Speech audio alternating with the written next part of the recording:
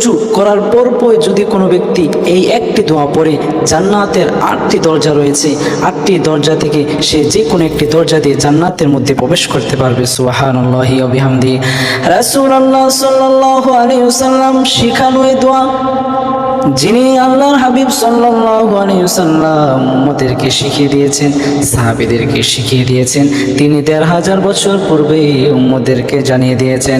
আল্লাহর হাবিব সাল্লাল্লাহু আলাইহি ওয়াসাল্লাম বলেছেন, সুন্দর করে উত্তম রূপে ওযু করার পরে যদি কোনো ব্যক্তি একটি দোয়া পড়ে, জান্নাতের 8টি দরজা রয়েছে, জান্নাতের 8টি দরজা থেকে সে যে কোনো একটি দরজা দিয়ে জান্নাতের মধ্যে প্রবেশ করতে পারবে।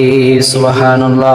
রাসূল সাল্লাল্লাহু আলাইহি ওয়াসাল্লাম বললেন, যে ব্যক্তি সুন্দরভাবে ওযু করার পরে দোয়াটা পড়ে, আশহাদু আল্লা ইলাহা ইল্লাল্লাহু ওয়াহদাহু লা শারীকা লাহু ওয়া আশহাদু আন্না মুহাম্মাদান আবদুহু ওয়া রাসূলুহু আল্লাহুম্মা জাআলনি মিনাত তাওয়াবিনা ওয়া জাআলনি মিনাল মুতাতাহহিরিন।